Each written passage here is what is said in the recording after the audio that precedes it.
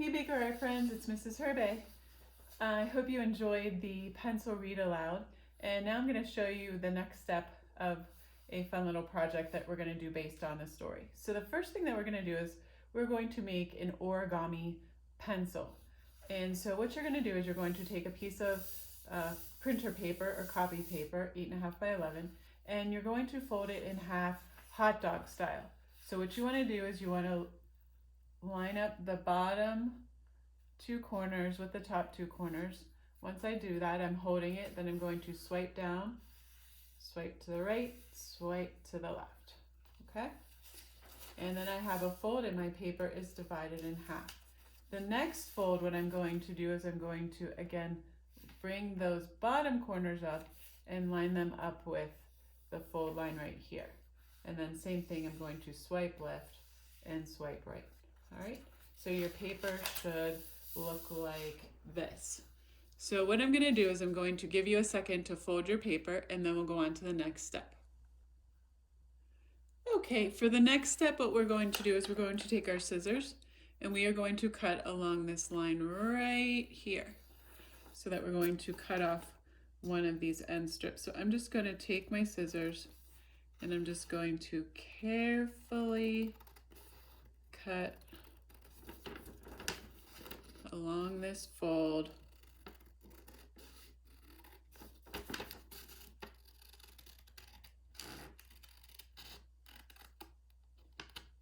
All right, and now I have this thin strip of paper. So I can put this paper aside. If I wanted to make more pencils later, I could use this. But for right now, we're just going to use this one. So the next step is what I'm going to do is I'm going to draw a rectangle. Well, it's actually, I'm going to draw a vertical line. And what it's going to do is it's going to make a rectangle right here at the end here. And it's probably, it doesn't matter exactly how wide it is, but if you take a rough estimate, this is about how wide you want this rectangle to be.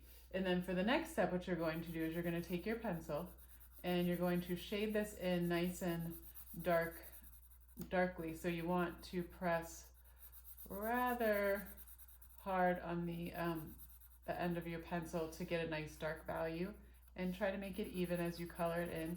And then once you do that, I will tell you what our next step is, okay?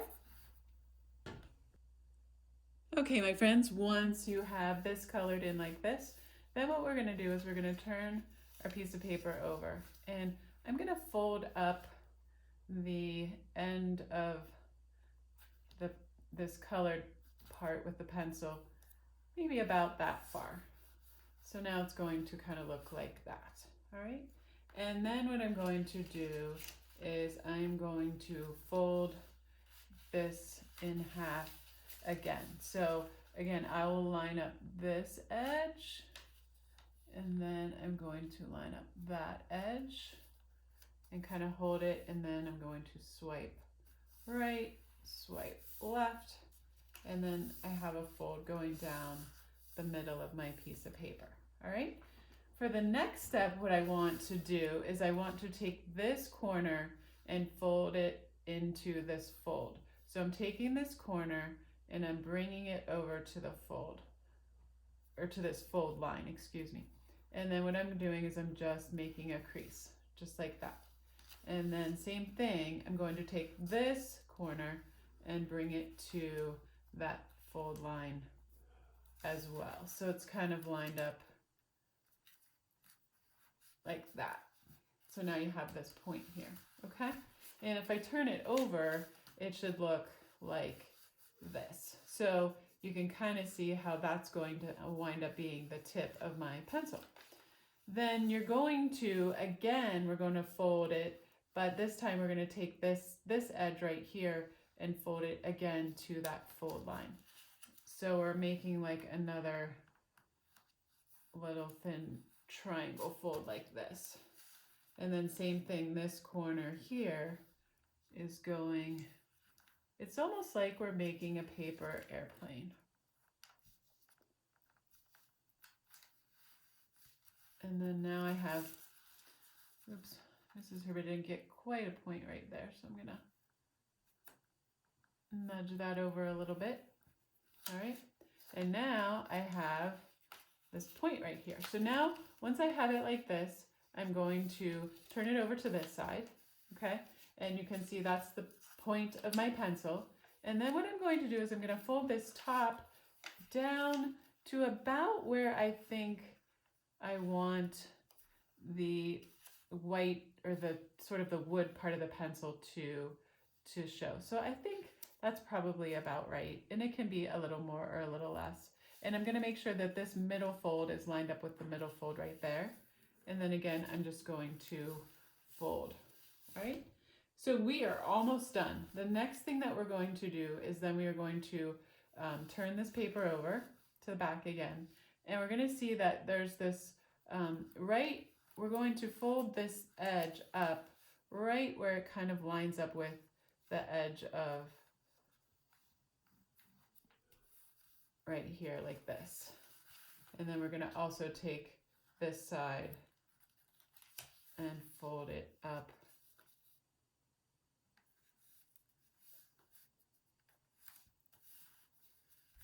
And now if I turn it over to this side, voila, I have a pencil. Now the next things that I can do to my pencil are this. I could, if I wanted to, take a look at a pencil and see, oh, there's always sort of this little metal part at the top before the eraser. So I can draw some lines here.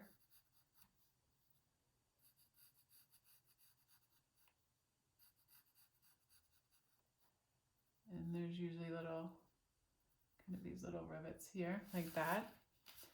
And if I really wanted to get fancy, if you see there's like those little triangles edges down here, I can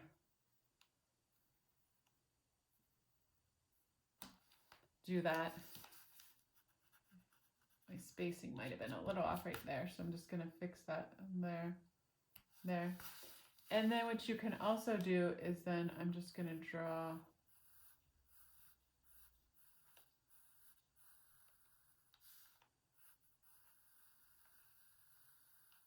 just those subtle lines like that.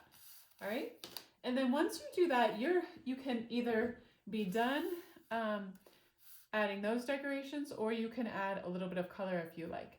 Also, if you remember in the pencil story, the pencil was alive. The pencil had a face. So if you would like to, you can also add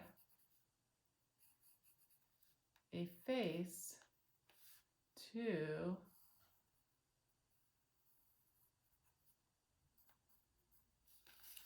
your pencil so that it comes alive. And then last but not least, if you want to, you can color with either markers or colored pencil or crayons. So I just happen to have this yellow marker here. I'm just going to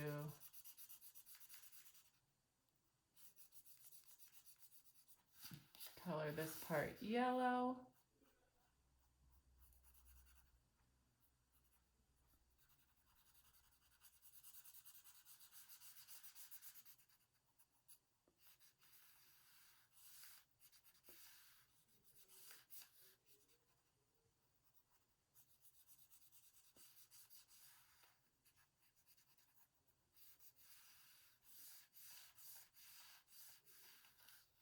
And then if I'd like to, I can also, I think I'm going to color this part of the eraser pink.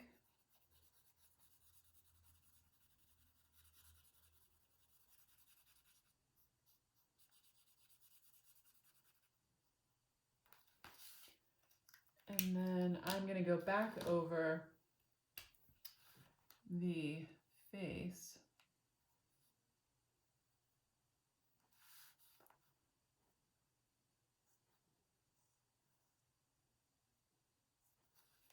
Like that. And then I might take my crayons and take my silver crayon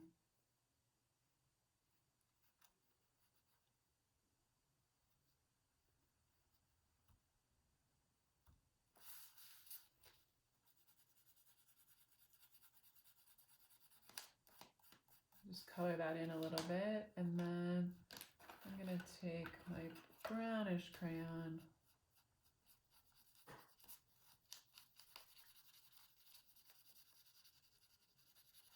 and then lightly color the wood part. And then I'm going to take this gray again.